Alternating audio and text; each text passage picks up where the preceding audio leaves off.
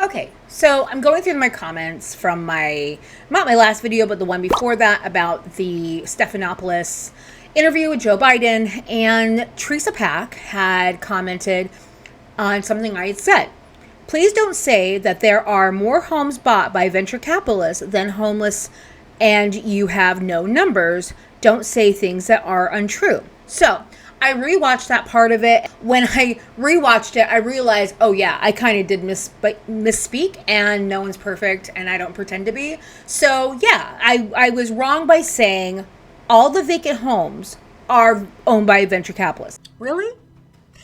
I mean, there's homeless people pretty much everywhere. And that problem is getting worse and worse and worse. Because guess what Biden hasn't been addressing? The housing crisis we have. He hasn't addressed how housing prices are out of control.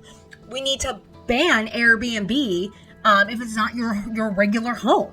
I mean, people are buying up homes. Venture capitalists are buying up homes, and no one's living in them. There are more homes that are bought up by venture capitalists that are empty than there are homeless people in the United States. That was wrong. However, venture capitalists have been buying up a lot of inventory, single-family homes and multifamily homes. Now, it is expected that by 2030, which is just a little over 5 years from now, they will make up 40% of that market, of being the owners of that in that market of single-family homes. So, I have some facts. So this one is from United Way. They are a nonprofit organization. Let's go to key findings. Despite how many homes are in the U.S., over 580,000 Americans are experiencing homelessness. There are currently 28 vacant homes for every one person experiencing homelessness in the U.S. Now, like I said, they're not all owned by venture capitalists. Some are owned by, regular people.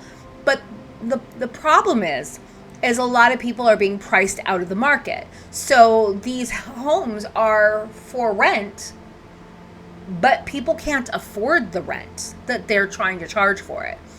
And this is the inflating how much rent is. It's only for greed.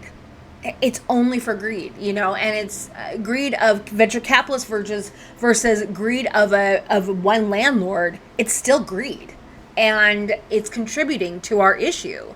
Also, affordable housing, not having enough affordable housing is a problem. While cities like New York City, Los Angeles, and Seattle, which I live in Washington State, so Seattle is like 30 miles from me, have some of the largest unhoused populations in the country. Detroit has the most vacant homes per unhoused person, which is 116 empty homes per unhoused person. Syracuse, New York, has the second most vacant homes per unhoused person, 110 vacant homes per unhoused person. San Jose, California has the highest population of Gen Z youth experiencing homelessness, with nearly 85 unhoused Gen Zers for every 100,000 residents. Pacific Islanders and Black Americans are the populations most at risk to experience homelessness. Now, if we go down to analyzing the numbers of vacant homes per unhoused person by city, and earlier in this, they said that they looked at 100 major cities across the country. Okay, so 16 million homes currently sit vacant. So 16 million homes are vacant, right? But our homeless population is about just under 600,000 people across the United States. So, I mean, the vacant housing number is huge compared to the homeless population. So 16 million homes currently sit vacant across the U.S. Despite how many houses are in the U.S., millions remain empty across the country, while hundreds of thousands of Americans face homelessness, and a good portion of them are also veterans. So if we really want to support our vets, we would make homelessness not outlaw it. We would remedy it. And the best way to remedy homelessness is to basically rent housing for the people that are homeless. And people are like, oh, who's going to pay for that? We are. Because you know who pays for the incarcerated? We do. And it's a lot more expensive to incarcerate somebody. Vacant homes and buildings often succumb to the elements and deteriorate due to leaks, damage, general lack of maintenance, before ever finding a buyer willing to pay their inflated prices. And abundance of vacant homes on the market are also attributed to rising rent and home prices. Let's go on to The Guardian, because I want to do multiple sources here. So the U.S. has empty buildings it could use to tackle homelessness. Why is it selling them off? So with hundreds of thousands of people unhoused, government red tape prevents properties from going to housing nonprofits, which is stupid. So the U.S. does not have enough housing for unhoused people or for migrants. Each year, the federal government, the nation's largest single owner of real estate, identifies dozens of empty buildings it owns that can be made available to help the problem. Few end up housing or helping those in need. Why isn't the government tapping into the reserve to help fix some of the most pressing social issues of our time? Some of these empty federal properties are inappropriate, like an intercontinental ballistic missile silo in Wyoming, a calving shed in Washington State. I don't know what a calving shed is. Is that where you put your calves? Calving shed? I don't know. Or a one-time uranium manufacturer in New York. Yeah, you wouldn't want to house people in uranium manufacturer because uranium is not good for humans. Others are well suited to be developed into housing and are located in cities with large unhoused populations. Most of these, however, are sold to private companies, like a former Federal Reserve Bank building with brass-lined windows in downtown Seattle. A homeless nonprofit applied to take it over and turn it into housing, but it went to a for-profit developer, and last year the building hosted a fake Banksy exhibition. I mean, okay, just think about this. The federal government has these facilities. It already owns these facilities, right? And they could sell it off they can choose to sell it off to the nonprofit that wants to house those people. But then it doesn't. It's like, no, we're going to sell it to the private equity firms because we want money. It's all about money. Money. They want more money. Therefore, the homeless basically can go fuck themselves according to the federal government, which fucking sucks. It fucking sucks because most people in America are not far away from being homeless themselves. Most people in America are closer to homelessness than they are to being a millionaire. But yet, we always, I don't, but there's people that are not nearly, they don't make more money than me even, and they prop up billionaires. Why? It's not in your purview to do that. Okay, so the program oversees this process known as Title V. Homelessness providers say getting hold of Title V properties is fiendishly difficult. Doug Biggs, the director of a nonprofit that is trying to turn former Navy bases in Alameda, California into medical respite and supportive housing, says his organization has spent more than $1 million so far on its application. $1 million. So they have to spend an obscene amount of money to submit an application. What the fuck? The process has been incredibly burdensome, almost impossible, and a nightmare, he says. Thank God I came into this without any hair. Biggs halfway joked. This is people are organizing to fight the private equity firms who own their homes. So some people live in homes where private equity firms do, which is what I meant by venture capitalists, is these private equity firms. That's what I meant by them. Okay, so private equity has been rapidly growing its share of the housing market, taking advantage of housing of the housing crisis, in some cases exacerbating it.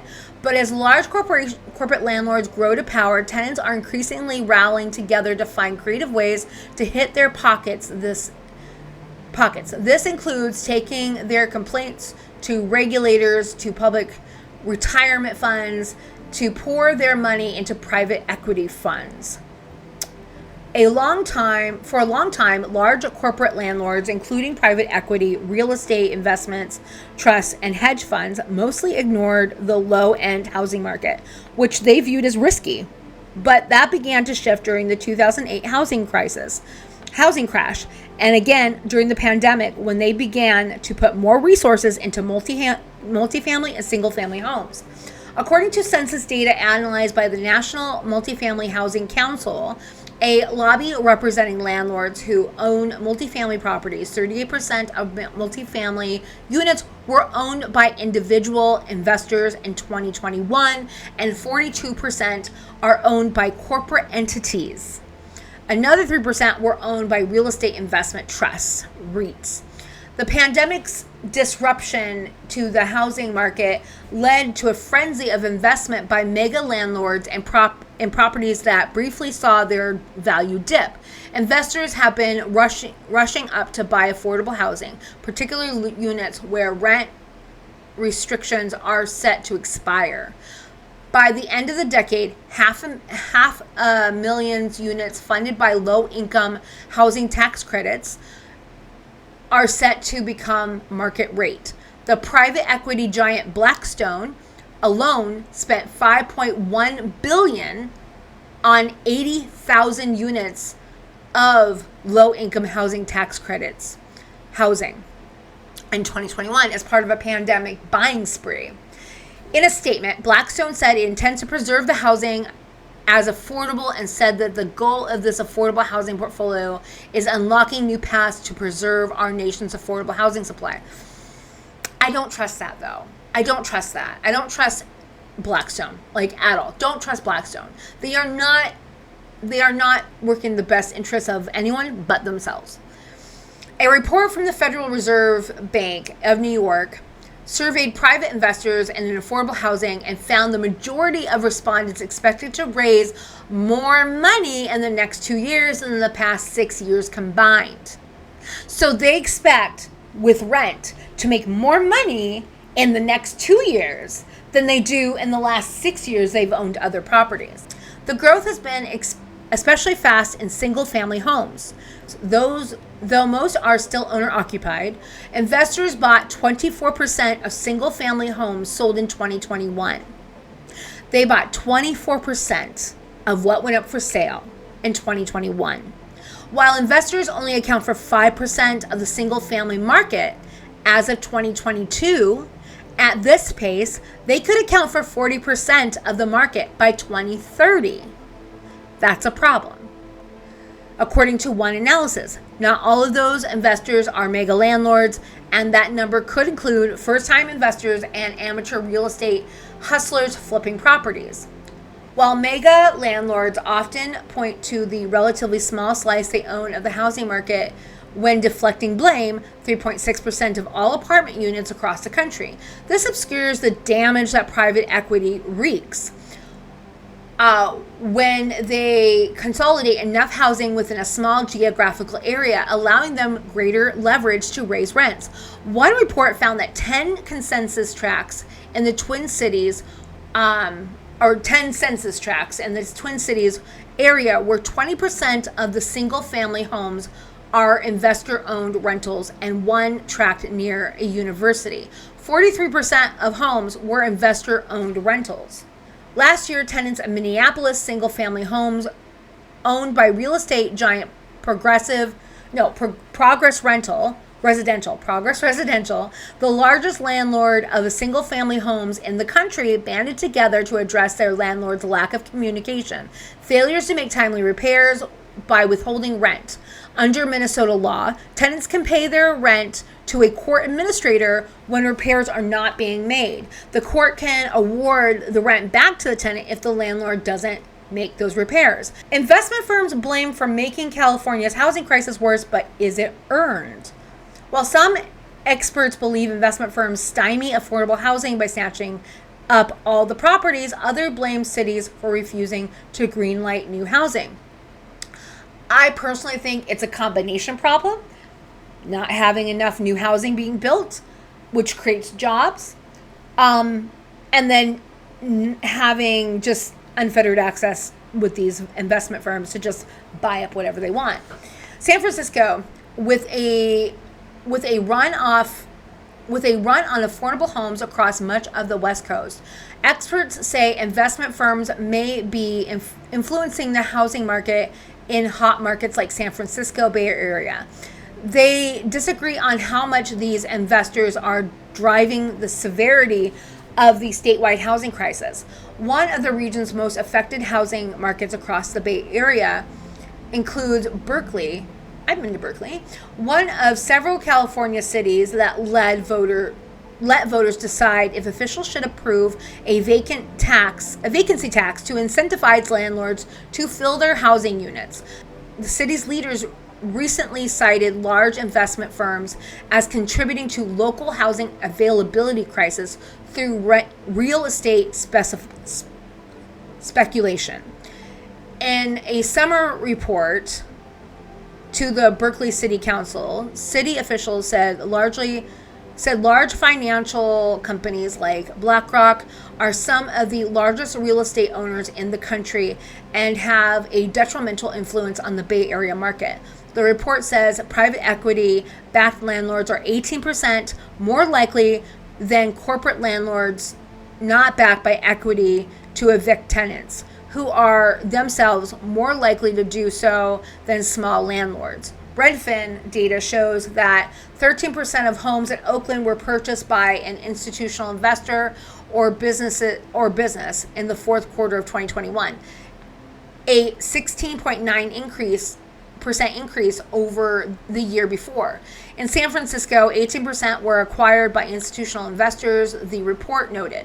This follows a concerning nationwide trend where large institutional investors have, since the beginning of the pandemic, purchased an enormous number of homes. Over 75% of these offers are in cash, and many without any inspections, pricing prospective homeowners out of the real estate market. I don't want to sell my home when we do sell it, because we are going to sell it eventually. I don't want to sell my house to a venture capitalist, so I'm not going to do that. Because when we sell it, we will control who we sell it to. And I will tell our real estate agent that we are not going to even entertain offers from venture capitalists or anything like that. It's only going to be from single family people or families, because I don't want to contribute to that. And some people will say, well, you're just stupid for doing that. No, I'm ethical. My ethics mean more to me than money does. And I think more people need to be like that.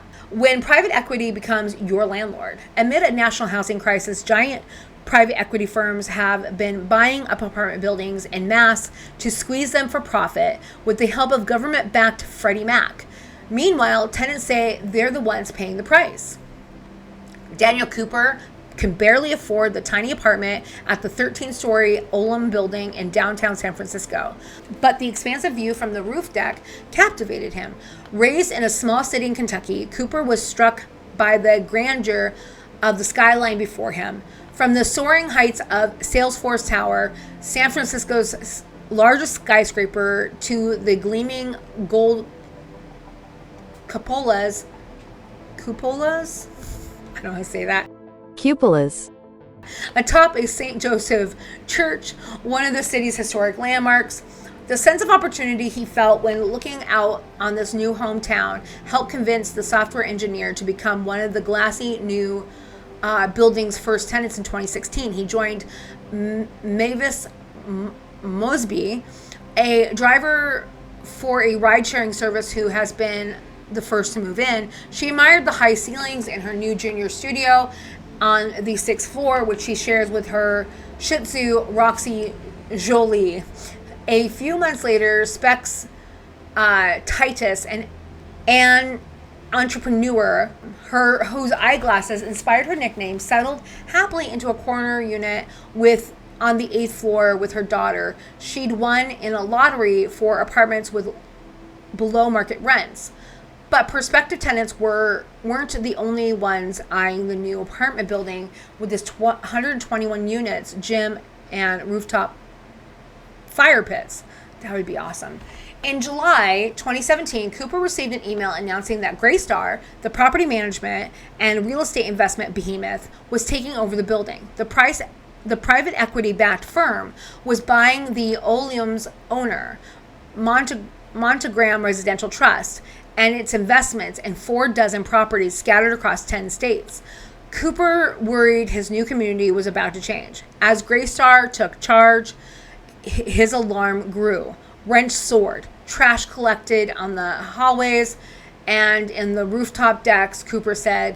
The security guards showed up less often. One tenant said she was frightened when she encountered a large, seemingly drunk man she didn't know dancing in a leotard and tutu in the parking garage. Another renter described having to heat her bathwater on the stove after she woke several times to find only cold water flowing from her taps. So they shut off the hot water. I understand that rent goes up, cost of living goes up, everything goes up, Cooper said. But with that, we would expect the quality of the building and the quality of the management would stay the same. And that was just not what we saw. Greystar did not respond to the questions about the tenant complaints, except to say that resident satisfaction was very important to that company. Jesus Christ. Obviously it's not. It's obviously it's not. It's not what they say, it's what they do. That's what we have to pay attention to. What are they doing? Are they actually, is it actually important to them? Because if it was, garbage, hot water, and security would be important to them. Would blocking private equity from buying homes really fix the housing shortage? A recent bill in Congress proposes clamping down on companies scooping up single-family residences, but a housing expert says it'll take more than that to help the little guy, which is probably true, but they're not helping. It is becoming increasingly harder to own a home in America. That is, unless you're private equity. In recent years, companies have been buying up the nation housing supply unchecked, with Wall Street becoming a lead buyer in the single-family market. According to a report from Stateline, nearly 22% of single-family home purchases were made by corporate entities within the past year. CNBC claims that by 2030, institution investors will own nearly 40% of the nation's single-family residentials. You can see across several articles written at different times, analyzed by different companies, all came to the same conclusion. That's important. You got to pay attention to that. Last week, U.S. Senator Jeff Markley and Washington Representative Adam Smith introduced a new bill into Congress designed to curb this practice, which has been shown to cause a downturn in home ownership, called the End Hedge Fund Control of America Homes Act. The bill will require those large funds to sell off at least 10% of their single-family properties over the course of a decade and disincentivize these companies from purchasing new single-family homes by applying a tax equal to 50% of any home's fair market value. Proponents of this bill include the Private Equity Stakeholder Project, amongst the other consumer advocacy, national affordable housing advocacy groups. When Wall Street is your landlord. This is the last one. This is from The Atlantic. With help from the federal government, institutional investors become major players in the rental market. They promise to return profits to their investors and convenience to their tenants. Investors are happy, tenants are not. In 2010, at the height of the foreclosure crisis, federal government watched nervously as hundreds of thousands of families lost their homes, empty houses, blighted neighborhoods, their shades drawn, their yards overgrown.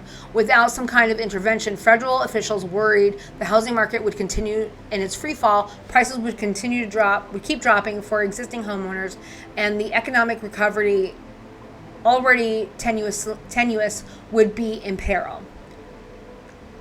Ugh. Okay, I can't read the whole thing, but who will fill in these empty homes? Few Americans were in a buying mood, and it's not that they weren't in a buying mood; they couldn't afford to buy. And those who were, mortgages were harder to come by than they had been before the crash. So the government incentivized Wall Street to step in. In early 2012, it launched a pilot program that allowed private investors to easily purchase foreclosed homes by the hundreds from the government. Yeah, the government didn't want to hold on to this. And so instead of making it easier for normal people to buy homes, they made it easier for investment and private investors to buy homes. Back to the homelessness. People that are unhoused, we have the ability to house them. We're choosing not to. Okay? So, and how private equity firms and inflated housing prices and stagnant, there's so many things that go together, because it's not just one thing. It's all of it. It's all of it. All of it is designed to hurt every fucking one of us. And we all need to wake up to this. This isn't, if you're a Republican, the fight isn't between you and me. We have more in common. You and I, if you're a Republican, you and I have more in common than we do with the billionaires that are buying up everything. You and I are in the same fucking boat. So I want, if you're on the right, I want you to really think about the things that I talked about in this video, if you made it this far. Because it's important that we need to coalesce with each other. We need to form a coalition with each other to go against the elite, which is all the rich people. And guess what? Who are rich? Almost everyone in politics are rich. And they're rich because they're in politics. That's all they're there for, is to get a paycheck. It makes us all poorer. It makes our lives much worse. And we're never going to get better. And turning this country into a fascist regime, it's not going to help you either. The people who are voting for Trump are going to be hurt by Trump. Many people are going to be hurt by Trump. Your whiteness will not protect you. If you're a woman, your whiteness will not protect you. Just so you know. Thanks for watching. Subscribe.